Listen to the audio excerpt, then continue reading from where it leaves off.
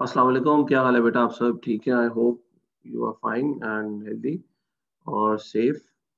तो अब ये मैं एक लेक्चर रिकॉर्ड करवा रहा हूँ because last week we had less number of classes. In fact हम आपके साथ तो शायद मेरा ख्याल है क्लास नहीं हुई थी।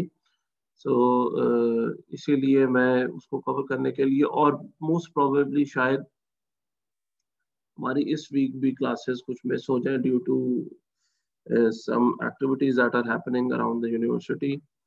और इसकी वजह से मैंने आप लोगों का ज़्यादा हर्ज ना हो ये लेक्चर रिकॉर्ड करवा रहा हूँ और आप लोग just like any other lecture ये लेक्चर देखेंगे और उसके बाद हम जब नेक्स्ट क्लास होगी उसमें क्वेश्चंस कर सकेंगे इसके बारे में।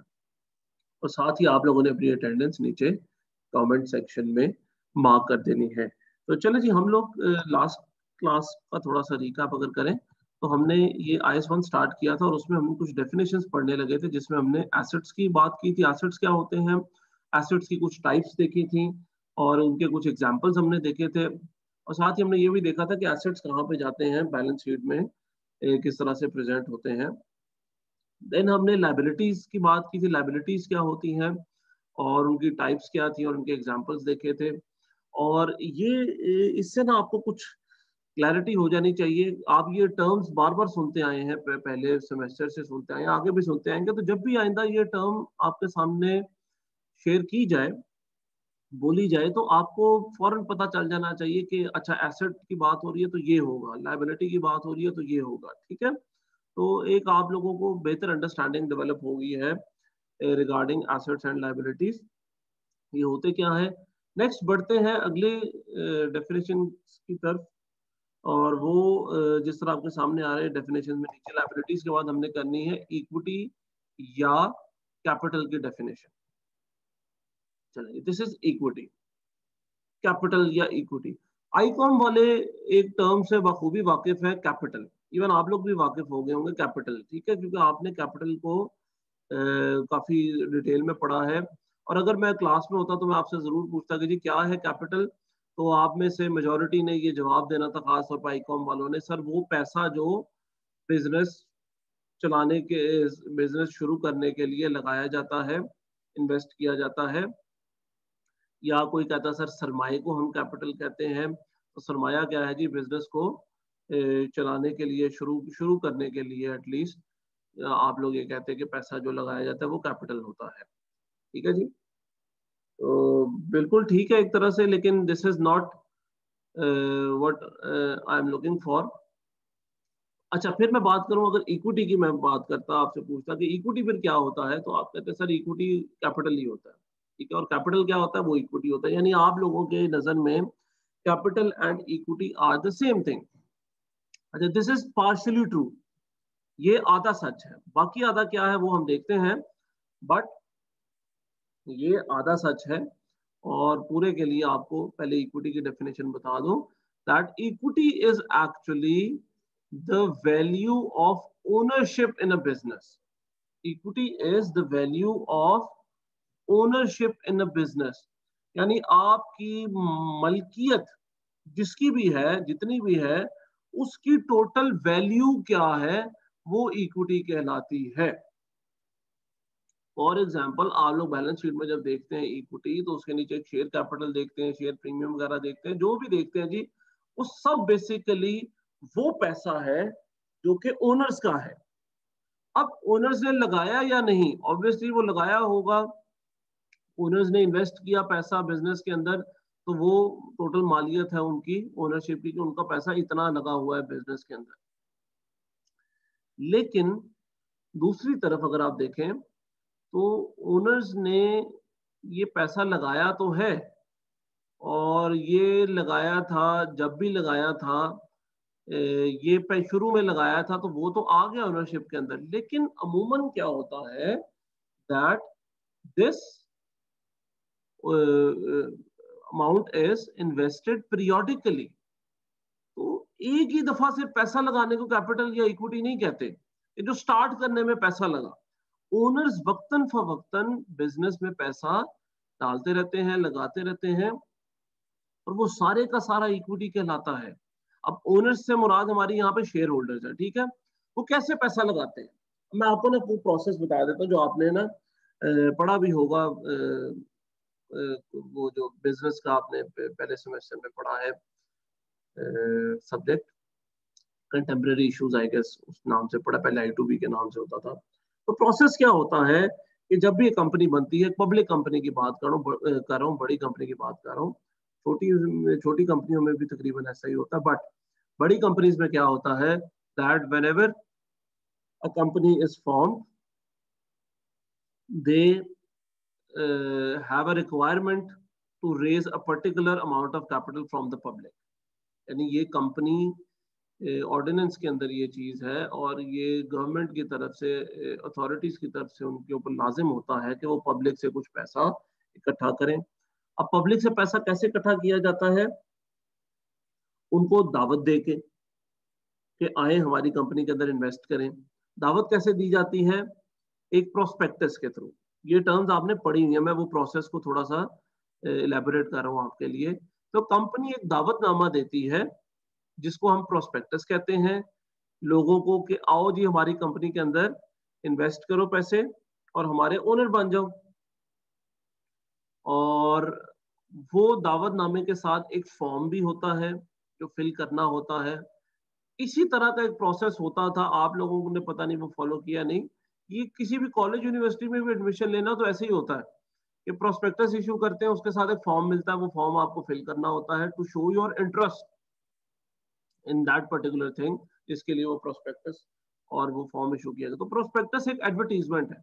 इसी तरह टीवी पे भी इश्तिहार आएंगे और भी डिफरेंट जगहों पे आजकल इश्तिहार आएंगे और प्रोस्पेक्टस इशू किए जाएंगे। तो वो प्रोस्पेक्टस जो है दैट इज एन इनविटेशन और वो एक एडवर्टीजमेंट है। तो जिन लोगों ने कंपनी में इन्वेस्ट करना होता है वो कंपनी के पास पैसा लेके आते हैं। तो कंपनी फिर क्या करती है, बदले में उनसे पैसा ले लेती है और उसके बदले उनको एक सर्टिफिकेट इशू कर देती है जो कि एक प्रूफ होता है कि इस बंदे ने हमारी कंपनी में इतना पैसा इन्वेस्ट किया है।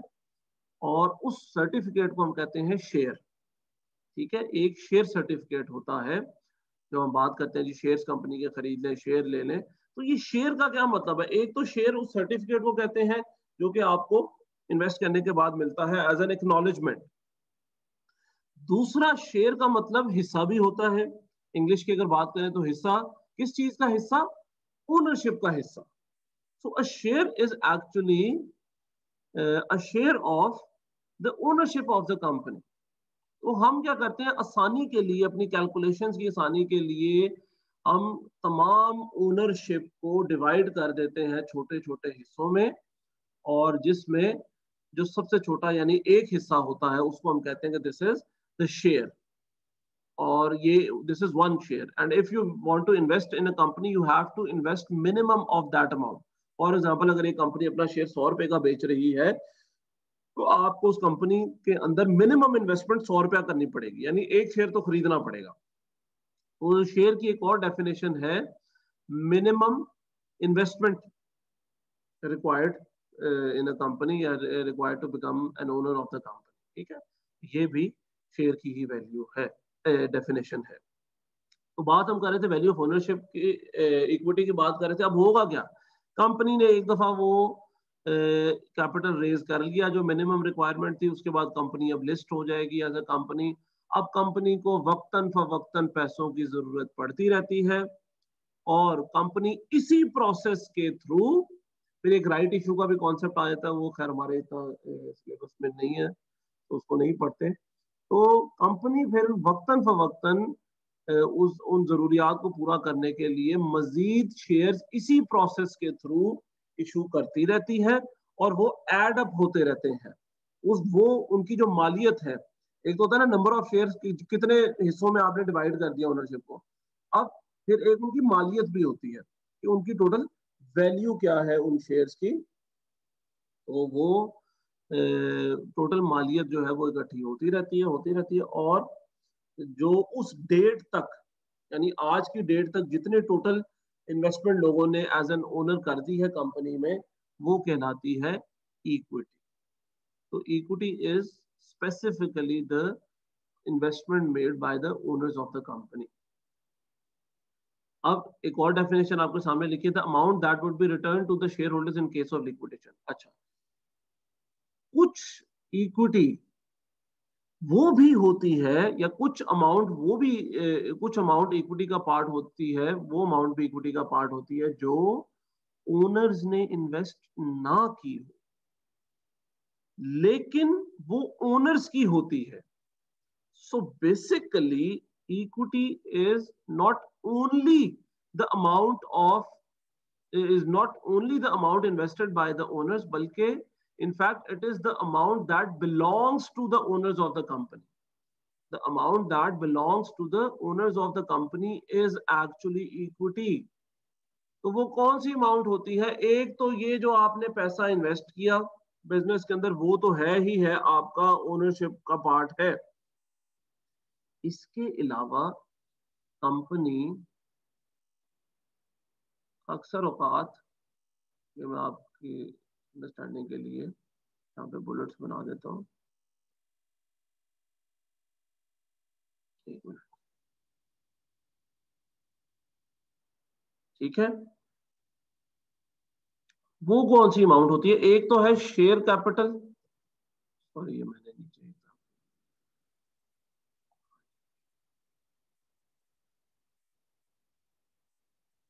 अच्छा, एक तो है जी शेयर कैपिटल, जो मैंने आपको बताया, जो एक शेयर जितनी मालियत का होगा उतना आपने शेयर, वो वैल्यू आपकी ओनरशिप की होगी, ठीक है। एक तो ये हो गया।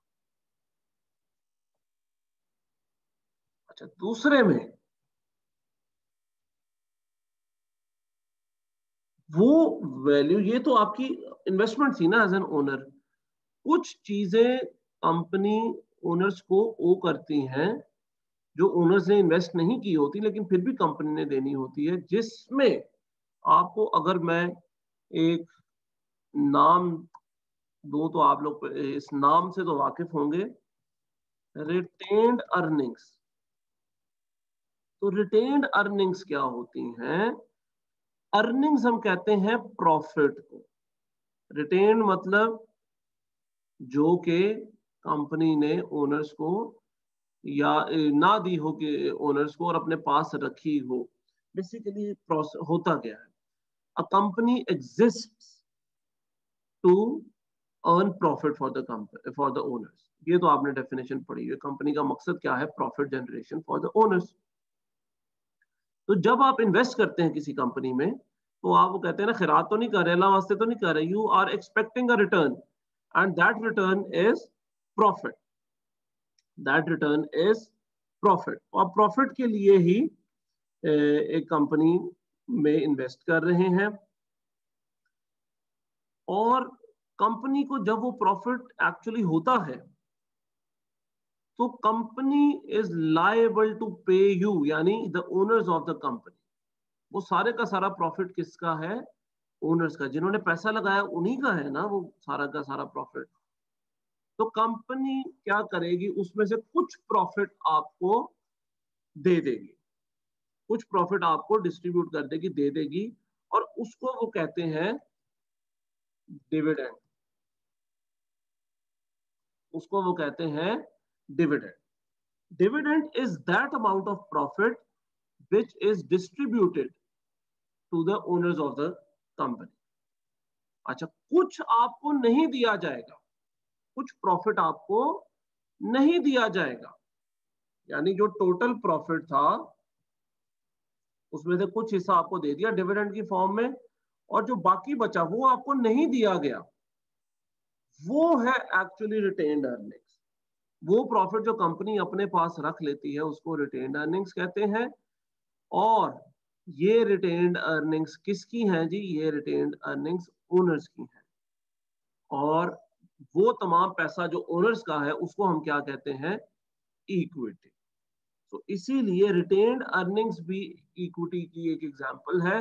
वो प्रॉफिट जो आज तक ओनर्स को नहीं दिया गया, लेकिन है तो उन्हीं का, कंपनी ने उन्हें ही देना, तो इसको हम इक्विटी में लिखते हैं। अच्छा, इसके अलावा एक और एग्जांपल आपके सामने मैं शेयर करता हूं इक्विटी की ही, वो है रिजर्व्स, एनी रिजर्व्स। ठीक है जी। रिजर्व्स क्या होते हैं? आप किसी पर्टिकुलर मकसद के लिए रिटेन्ड अर्निंग्स में से कुछ पैसा एक्सट्रैक्ट करके किसी एक पर्टिकुलर उसके लिए, मकसद के लिए साइड पे रख लेते हैं। साइड में मतलब ऑब्वियसली कि टेबल के साइड पे नहीं, ऑब्वियसली एक अकाउंट बना लेंगे आप, या उसको अपनी बुक्स के अंदर रिजर्व कर लेंगे। This amount has been reserve for this particular task, for this particular thing. वो एक एसेट भी हो सकता है, वो एक टास्क भी हो सकता है। फॉर एग्जाम्पल, कंपनीज ने अगर एक बड़ी मशीन खरीदनी है जो कि करोड़ों रुपए की है, तो कंपनी एक रिजर्व बना लेगी, रिजर्व फॉर मशीन एबीसी, और वो उसके अंदर हर साल रिटेन्ड अर्निंग्स यानी जो प्रॉफिट नहीं डिस्ट्रीब्यूट करेंगे उसका कुछ पोर्शन उस रिजर्व के अंदर डालते रहेंगे साल या महीने बाद, और वो पर्टिकुलर अमाउंट रेज कर लेंगे। और फिर क्या होगा, उस रिजर्व को खत्म करेंगे और वो पैसे से मशीन खरीद ली जाएगी। अब ये पैसा जब तक के खर्च नहीं होता, ये पैसा आप रिटेन्ड अर्निंग्स में से ही निकाल के एक साइड पे कर रहे हैं, यानी ये है तो प्रॉफिट का ही पार्ट जो कि ओनर्स को नहीं दिया गया, तो तब तक ये ओनरशिप का ही पार्ट रहेगा। सो इक्विटी की एक और एग्जांपल है reserves, all those amounts extracted from the retained earnings for a particular purpose. तो रिटेन्ड अर्निंग क्या है? प्रॉफिट जो टोटल उसमें से डिविडेंड जो दे दिए वो निकाल दें, जो बच के वो रिटेन्ड अर्निंग। और रिटेन्ड अर्निंग्स में से आगे आप कुछ हिस्से बना लेते हैं मुकासद के लिए डिफरेंट, दीज आर रिजर्व्स। अच्छा, मैं बात की थी शेयर कैपिटल की, यहाँ पे मैं एक और बात करता हूँ, पहले मैंने नहीं की कि आपको बाकी बता दें। ये कैपिटल आसानी से समझ लग गए। Now moving on to a little bit of advance concept, that is share premium. ये भी आपने पढ़ा होगा, ठीक है, सुना होगा एटलीस्ट नाम, क्या होता है शेयर प्रीमियम। अब यहाँ पे ना दोबारा आए शेयर इशू करने के प्रोसेस के ऊपर। क्या आपने प्रोस्पेक्टस इशू किया, लोगों को इनवाइट किया। अब जब आप प्रोस्पेक्टस इशू करते हैं तो आप लोगों को एक particular, for example amount issue करते, कोट करते हैं कि हमारा जो शेयर है दैट इज फॉर एग्जांपल ₹30। अगर आप खरीदना चाह रहे हैं तो एक शेयर खरीदना चाह रहे हैं तो आपको मिनिमम ₹30 हमारी कंपनी में इन्वेस्ट करने पड़ेंगे। जब आप ₹30 देंगे एक शेयर मिल जाएगा। अच्छा, अब यहाँ पे क्लियर कर दूं, कोई 40 नहीं देगा कि 40 दे दे और 1.33 शेयर्स ले ले जी हमसे, नहीं। आपको 30 के डिनोमिनेशन में ही शेयर्स खरीदने, इन्वेस्ट करना पड़ेगा, यानी एक शेयर के डिनोमिनेशन में इन्वेस्टमेंट करनी पड़ेगी। ठीक है, इसका मतलब है कि 2 शेयर कितने के हुए? ₹60 के। अगर एक बंदे ने एक कंपनी के 1000 शेयर लेने होंगे इस कंपनी के, तो वो क्या करेगा? वो कंपनी को जमा कराएगा अकाउंट में, या जिस तरह भी कंपनी ने रखा होगा मीडियम, 1000 शेयर के इक्विवेलेंट अमाउंट दैट इज ₹30,000। 30,000 दें और आपको कंपनी के 1000 शेयर मिल जाएंगे। अब साथ ही साथ एक और आपके सामने वैल्यू टर्म लिखी होगी which is par value. Par value इस शेयर की कहा जाता है कि ₹10 है। अच्छा, तो अब ये सवाल पैदा होता है कि ये पार वैल्यू है क्या? क्योंकि हमें तो ये पता चला है कि एक शेयर जो खरीदना है हमने, वो तो खरीदना है ₹30 का, तो इसको खरीदने वाली वैल्यू को हम क्या कहते हैं? Market value. यानी कंपनी आपको ये कह रही है कि अगर आपने एक कंपनी का एक शेयर खरीदना है तो आपको ₹30 का खरीदना पड़ेगा। लेकिन साथ ही साथ लिखा है कि एक पार वैल्यू इस शेयर की ₹10 है। ये जरा कंफ्यूज हो जाते हैं हम लोग जब तक कि हमें पार वैल्यू का एक्चुअली मतलब ना पता चले, कॉन्सेप्ट ना पता चले। और ये बारहा आप सुना होगा और आप बार बार सुनेंगे, और यकीन माने कि आपको कभी क्लियर ना हो अगर आप लोग ये बात गौर से ना सुने। ये आप लोग हमेशा कंफ्यूज ही रहेंगे एंड तक पार वैल्यू और मार्केट वैल्यू में एक्चुअली फर्क क्या है। सो दिस इज, ये आपके लिए बड़ी इंपॉर्टेंट चीज है समझने की। इवन ये सारा लेक्चर ही बेटा आपके लिए बड़ा इंपॉर्टेंट है समझने के लिए, ठीक है। अभी फिलहाल याद ना करें, पेपर का भी जब होंगे तब देखी जाएगी। अभी फिलहाल आप इस सबको समझे सुने और से देखें। अच्छा, सो बात मैं कर रहा था कि आपने ये पार वैल्यू और मार्केट वैल्यू, ये दोनों वैल्यूज हैं क्या? एक जगह कहा गया मार्केट आप खरीदें 30 का, लेकिन साथ ही लिखा गया कि पार वैल्यू 10 है। क्या ये 10 की चीज हमें 30 की दी जा रही है, या हमारे साथ हो गया रहा है 20 रुपए का फ्रॉड तो नहीं हो रहा? तो नहीं बेटा, इसके लिए समझे कि पार वैल्यू है क्या। इसको आप पार वैल्यू को डिफरेंट नामों से पढ़ते हैं, और इस तरह पार वैल्यू को आप पार वैल्यू या फेस वैल्यू भी कहते हैं, ठीक है, या इसको लीगल वैल्यू भी। तो डिफरेंट नाम है पार इस एक वैल्यू के। एक्चुअली जो आपका शेयर कैपिटल है, ठीक है, जो आपका शेयर कैपिटल है, that is recorded on par value. यानी आपकी जो बैलेंस शीट, जो मैंने पीछे आपको स्लाइड्स में दिखाया था, शेयर कैपिटल, तो वो share capital actually par value पे रिकॉर्ड होता है। यानी अगर आपकी कंपनी ने 1000 शेयर बेचे हुए हैं, इस तरह ये एग्जांपल में आपके सामने है, तो इसका मतलब है कि जो आपका शेयर कैपिटल है वो होगा 1000 इंटू 10, यानी 10,000। तो आपकी बैलेंस शीट में जो शेयर कैपिटल लिखा आएगा वो आएगा 10,000 रुपीज का। लेकिन आपने एज अ कंपनी लोगों से पैसे कितने लिए? 30,000। तो 10,000 तो आपने दिखा दिया एज शेयर कैपिटल। तो बाकी 20,000 क्या है? ये बाकी 20,000 पार वैल्यू से ऊपर की अमाउंट है। पार वैल्यू जो कि टोटल 10,000 बनती है या पर शेयर 10 रुपए बनती है, ये तो एक शेयर की जो फेस वैल्यू है, जो उसके ऊपर मेंशन्ड है, वो है।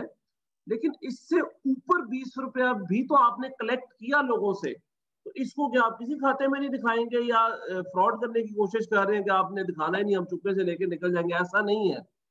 ये जो ऊपर का 20,000 है, ये 20,000 which is other than the 10,000 par value is equal to share premium. इसको हम कहते हैं share premium. So what is share premium? Share premium is the excess capital over par value. यानी पार वैल्यू से ऊपर जितना आप कमा रहे हैं वो शेयर प्रीमियम कहलाएगा। तो ये दोनों बैलेंस शीट में लिखे जाते हैं। पार वैल्यू का जो टोटल शेयर कैपिटल है वो शेयर कैपिटल के नाम से लिखा जाएगा, या इसको हम बेसिकली एक और नाम भी देते हैं, इसको हम कॉमन स्टॉक का नाम भी देते हैं। ये भी आपने शायद कभी पढ़ा हो। Share capital and common stock are the same thing. इसी तरह शेयर प्रीमियम और capital in excess of par, ये दोनों भी सेम चीजें हैं। इनको भी ये बैलेंस शीट में आप इस नाम से भी इसको पढ़ सकते हैं। सो ये तो उसकी डिपिक्शन थी अकाउंट्स में of par value and share premium, या उन बता दिया आपको होता कि एक्चुअली पार वैल्यू का मतलब जान लेते हैं, इसकी जरूरत क्या पेश है। भाई सिंपल सिंपल, आप एक ही वैल्यू रखें 30 रुपए, आपको क्या आपका इसमें जा रहा है? आप 30 रुपए रखें, जो मार्केट वैल्यू उसी को कहें, आप उसी पर रिकॉर्ड रखें, और ये शेयर कैपिटल और शेयर प्रीमियम को लहदा लहदा दिखाने के झंझट से आजाद हो। एक ही वैल्यू दिखाएं और वो शेयर कैपिटल के नाम से 30,000 रुपया दिखा दें। ऐसा क्यों नहीं होता बेटा? ऐसा इसलिए नहीं होता, इसके लिए आपको समझना पड़ेगा मार्केट वैल्यू ऑफ शेयर का के डायनामिक समझने पड़ेंगे। एक शेयर जब मार्केट में इशू हो जाता है तो वो ट्रेड होता है with it's market value. Par value को कोई पूछता भी नहीं है कि क्या है क्या नहीं है। कितने का शेयर है जी? 30 रुपए का। अच्छा, अब कितने का बेचना है? 35 का बेचना है जी। अच्छा चलो 35 ले लो जी। वो आगे 40 का बेच दे, वो आगे फिर वापस 35 का बेच दे, या फिर से 32 का हो जाए। तो ये जो वैल्यू है शेयर की, मार्केट वैल्यू, ये फ्लक्चुएट करती रहती है। क्यों फ्लक्चुएट करती है? डिमांड एंड सप्लाई का भी एक कॉन्सेप्ट आपने पढ़ा हुआ है। फिर ये बिकते कहाँ पे हैं? ये बिकते हैं स्टॉक मार्केट के ऊपर, ठीक है।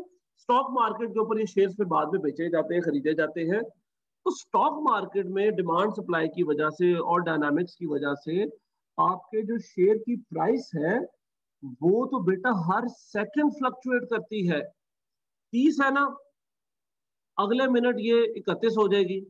अब आप 30,000 को मिटा के 31,000 लिखने लगेंगे। फॉर एग्जाम्पल जी, आपने ये शेयर इशू किया और एक अकाउंटेंट ने कहा कि यार मैं क्यों पार वैल्यू लिखूं, कोई आपकी तरह का था, उसने का काम आसान करते हैं और मैं इकट्ठा ही शेयर कैपिटल एक ही नाम से 30,000 लिख देता हूँ।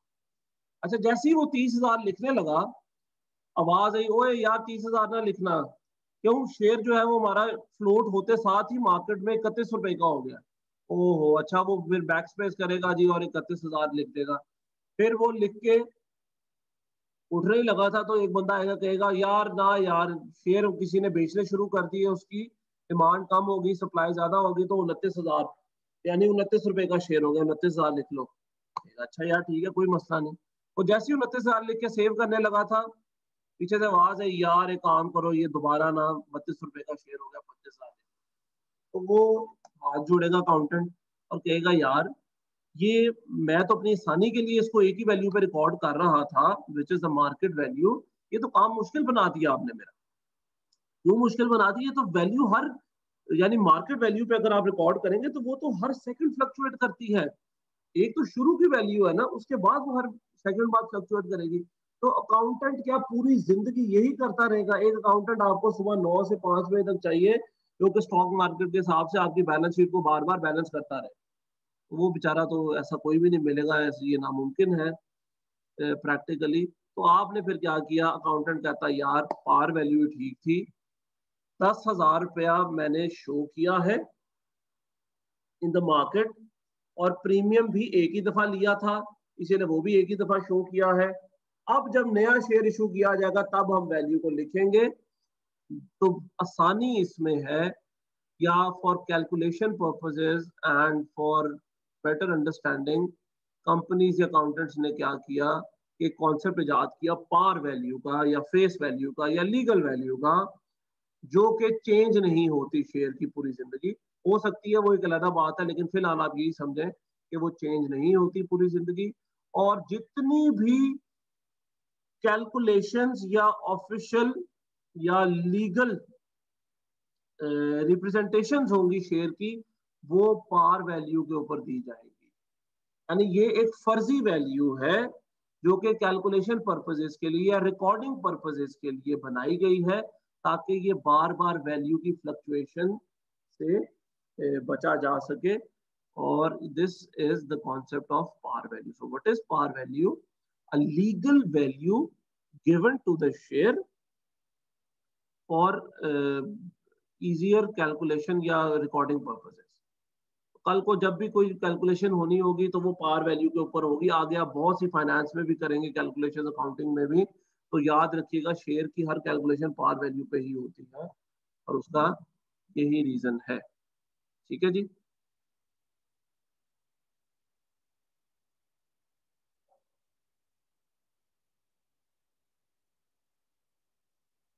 अच्छा जी, एक मिनट जी।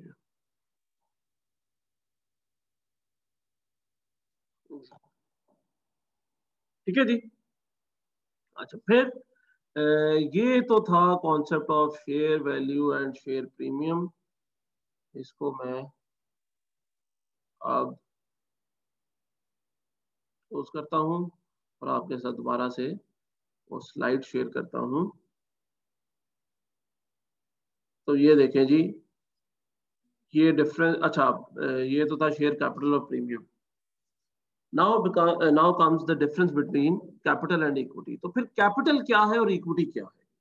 अभी मैंने आपको बता दिया कि दिस इज पार्शियली करेक्ट। मैंने इससे पहले एक टर्म यूज की थी कि ये जो बात है कि कैपिटल वो पैसा होता है जो ओनर्स इन्वेस्ट करते हैं, ये पार्शियली करेक्ट है।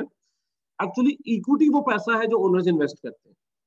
ये जो डेफिनेशन आज तक आप कैपिटल की पढ़ते हैं, ये एक्चुअली इक्विटी की है। तो कैपिटल क्या है? कैपिटल वो तमाम का तमाम पैसा है जो एक बिजनेस में इन्वेस्ट किया जाता है, जो एक बिजनेस में इन्वेस्ट किया जाता है। वो पैसा अगर अपनों का है तो उसे इक्विटी कहते हैं। वो पैसा अगर दूसरों का है, यानी दूसरों से लिया गया है जो कि ओनर्स नहीं थे, तो उसको लायबिलिटी कहते हैं। Basically capital is the total amount that is put into the business either by the owners or non-owners. तो अगर owners invest कर रहे हैं that is equity, अगर कोई और invest कर रहा है that is liability. Together liability and equity make the capital. ये नीचे एक इक्वेशन मैंने लिखी है। अब नीचे वाली इक्वेशन जो है जी, ये बड़ी अलमशहूर इक्वेशन है, इसको हम कहते हैं अकाउंटिंग इक्वेशन। तो अकाउंटिंग इक्वेशन आपको बेसिकली बैलेंस शीट को समझने में और बनाने में मदद देती है। और अकाउंटिंग इक्वेशन के मुताबिक एसेट्स यानी एक साइड बैलेंस शीट की is equal to liabilities plus equity यानी दूसरी side of balance sheet. So basically ये इसको अब यहां से आपको पता चल रहा होगा कि लायबिलिटी प्लस इक्विटी कैपिटल भी बनता है। अभी मैंने आपको बताया कि टोटल पैसा जो बिजनेस में है। सो बेसिकली कैपिटल की एक और डेफिनेशन है एसेट्स। तो बेसिकली जो पैसा आपने इन्वेस्ट किया जो कि कैपिटल कहलाता है, वो कहां इन्वेस्ट किया यानी एसेट्स। तो ये दोनों इक्वल होने चाहिए। आपके पास जो पैसा आया, सॉरी एक मिनट यहाँ पे था जी। सो अगर हम बात करें कि ये अकाउंटिंग इक्वेशन है क्या, this is basically a justification of the amount that we raised either through liability और थ्रू इक्विटी। यानी ये वो टोटल पैसा है या कैपिटल जिसको आप कहते हैं जो कि हमारे बिजनेस के अंदर आया, इन्वेस्ट किया गया बाय वेरियस एंटिटीज। और ये पैसा कहां इन्वेस्ट किया गया, ये पैसा इन्वेस्ट किया गया एसेट्स के हसूल के लिए। और एसेट्स, और ये एसेट्स आपने इन पैसों से जनरेट किए। So basically this equation is accounting equation is a justification of the total amount and what have you done against that amount which is the assets। ठीक है, तो इसको हम कहते हैं अकाउंटिंग इक्वेशन। कैपिटल को मैंने आपको समझाने के लिए निकाला था, एक्चुअली ये है अकाउंटिंग इक्वेशन। ये है जी हमारी बड़ी प्यारी सी मशहूर सी अकाउंटिंग इक्वेशन। अब इसको आप रिफ्रेश भी कर सकते हैं इस इक्वेशन को। फॉर एग्जांपल एसेट्स में से लायबिलिटीज को अगर माइनस कर दें तो आपके पास क्या आ जाएगा, इक्विटी। यानी एसेट्स का वो पोर्शन जो कि ओनर्स का है वो इक्विटी कहलाएगा। लायबिलिटीज वालों का निकाल दे इसमें से हिस्सा तो बाकी बच गया वो पोर्शन जो कि इक्विटी वालों का है। अच्छा, इसी तरह एक और अगर आप इसको रिफ्रेश करें तो assets minus equity is equal to liabilities. ये भी बन सकता है कि अगर आप ओनर्स का हिस्सा माइनस कर दें तो बाकी किसका बच गया, दूसरों का, और ये हमारी लायबिलिटी है। ठीक है जी। तो हाँ ये मेरा ख्याल है काफी। तो ये इस इक्वेशन को आप रिफ्रेश कर सकते हैं और अमूमन हम एक वैल्यू फाइंड करने के लिए भी ये निकाल लेते हैं, ये अकाउंटिंग इक्वेशन का इस्तेमाल करते हैं। ये बेसिकली अंडरस्टैंडिंग के लिए है। तो जो आपकी बैलेंस शीट है बेटा, मुझे उस दिन पता चला और मुझे बड़ा अजीब भी लगा कि तो ऑनलाइन क्लासेस जो है ऑब्वियसली टाइम नहीं है और वो न्यूमेरिकल्स वही हमारी आ जाती है लिमिटेशन न्यूमेरिकल्स की। तो बैलेंस शीट आपने नहीं पढ़ी तो मैं आपको समझा देता हूँ कि बैलेंस शीट होती क्या है।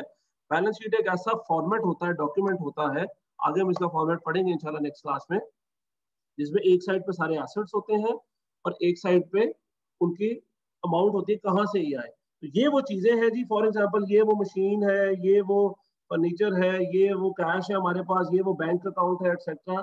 ये हमारे पास टोटल रिसोर्सेज हैं और ये कहाँ से इनका खर्चा हमने किया, ये हमें बैंक से कुछ मिला, ये हमने लोगों से लिया, ये हमें ओनर्स ने दिया, ये हमारे पास कुछ रिटेन अर्निंग्स पड़ी है, तो ये दोनों इक्वल है। ये balance sheet is basically based on this accounting equation, और असल अकाउंटिंग इक्वेशन जो है वो ये है। बाकी तो दो इसकी डेरिवेशंस हैं। तो ये assets is equal to liability plus equity. फिर एक टर्म आप बार बार सुनते हैं जी, ओनर्स इक्विटी। तो यार ये है तो ठीक, लेकिन ये वही बात होगी कि माह रमजान का महीना, इक्विटी होती ओनर्स की है। अगर हम बात करें अकाउंटिंग पॉइंट ऑफ व्यू से, तो ओनर्स जो पैसा देते हैं उसी को इक्विटी कहते हैं। तो ये ओनर्स लिखना जरूरी नहीं है, ठीक है, ओनर्स लिखना आपके लिए जरूरी नहीं है। So this is the concept of equity. अब before I wind up this lecture, बेटा मैं आपको फिर से बता दूं, ये लेक्चर आपके लिए सुनने और समझने के लिए बहुत इंपॉर्टेंट है। आप यकीन माने, अभी आप बिल्कुल ये ना सोचे कि वो हमने अभी तक न्यूमेरिकल नहीं किया, हम क्या करेंगे, पेपर में कैसे आएगा, क्या आएगा। खुदा के लिए इन सवालों की वजह से आप अपना टाइम ना बर्बाद करें, इनको समझे। आप समझे कि जी पेपर होना ही नहीं है इसका, इस तरह सुने इसको कि ये हमें एक नॉलेज मिल रहा है। ये टर्म्स बार बार यूज होती हैं जिंदगी में, बार बार आपने सुननी है, आपको इनका कॉन्सेप्ट पता होना चाहिए। तो ये इस पॉइंट ऑफ व्यू से सुनिएगा, अभी एग्जाम वगैरह को छोड़ें। तो चले, ये एक लेक्चर था, मैं एक और लेक्चर इंशाल्लाह ताला इसी वीक अपलोड करूंगा। तो ये आपका जो है कल के लिए, यानी ट्यूसडे के लिए, ये टाइम टेबल के लिए लेक्चर था। आप लोग इसको देखिएगा, अपने क्वेश्चंस नोट डाउन कीजिएगा और अपनी अटेंडेंस जो है नीचे mark.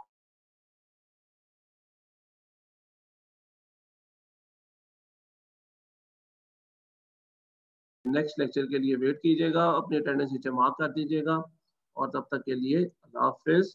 So I am ending this lecture.